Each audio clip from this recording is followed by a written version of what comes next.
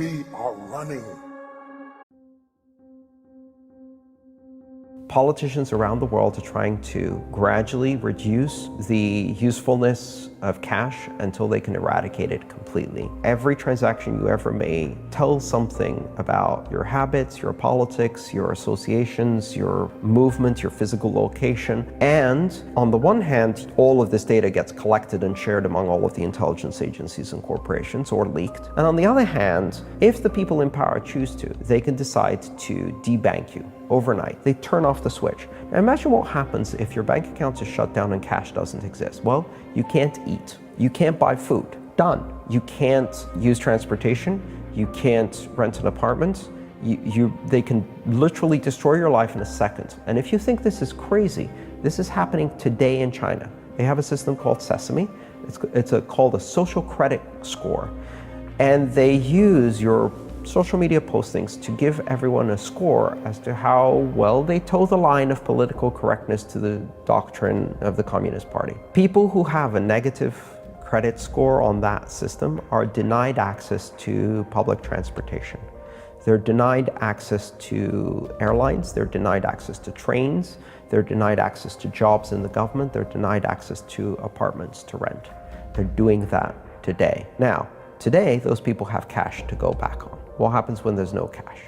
If you look at how the world's been acquired, it's been done by a banking scam where you lend people money that doesn't exist, we call it credit, and you charge them interest on it. If they don't pay the money back plus interest, then you get their wealth that does exist. You get their home, their business, their land, their resources, whatever. When you go to a bank and you say, borrow £50,000, they'll type into your account £50,000 in credit. Where's the credit come from? Here. But you're not paying back £50,000. You're paying back £50,000 plus interest. The interest is never created, only the principal. Because people think that governments create money. Money is overwhelmingly created by private banks issuing credit. That's how money comes into circulation. What this means is creating credit for the principal but not the interest is that at no point is there ever enough money in circulation to pay back all the debt and all the interest on the debt outstanding. So people losing their homes and their businesses and their resources, etc., is built into the system on purpose. Once you squeeze the money supply, you take money out of circulation, it becomes obvious that there's nothing like enough money in circulation to pay back all the debt. So there's people losing their homes, their resources, things that they own, for no other reason that there simply is not enough money for everyone to pay back the debt. So what do the banks do? Ooh, we'll have that. And this has been going on for centuries. They say there's no inflation, but have you seen the price of food, real estate, and student loans, and medical? Now what's going to happen is the baby boomers, my generation, are going to start to retire. There's no money there. Social Security is broke, pensions are broke, the students are broke. They're screwing everybody with debt. This is called, not economics, this is called bubblenomics. But they'll never teach you this in school. Why doesn't our school teach us about money? Because Wall Street won't let them.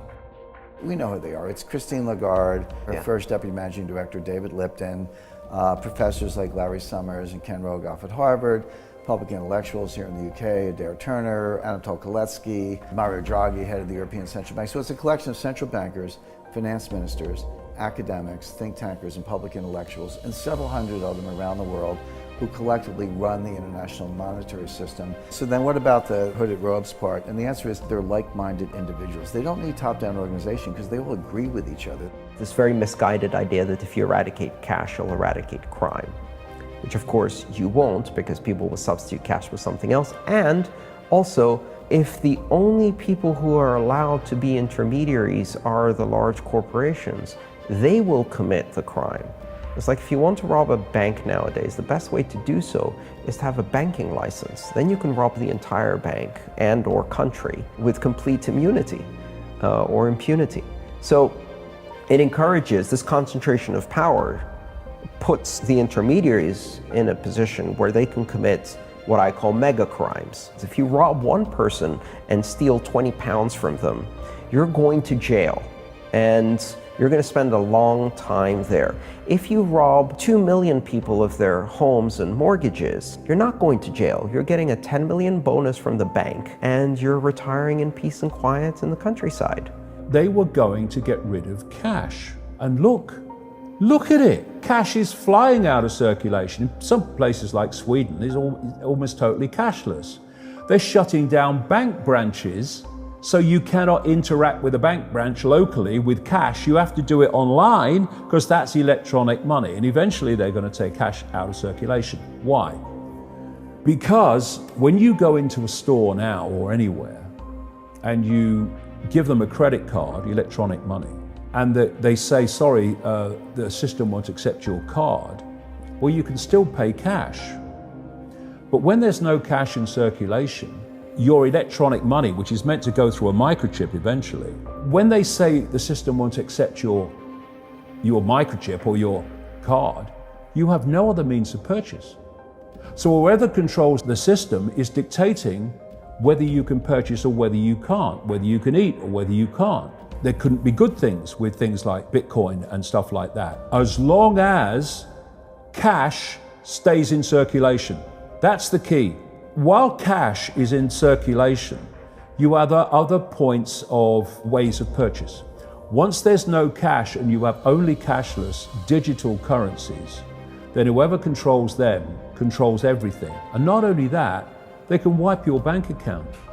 If you're a dissident of the system, as this moves on into more extremes, they can wipe your bank account and it's just gone. Because all it is figures on a screen. You can wipe figures on a screen in a second. We are running out of time.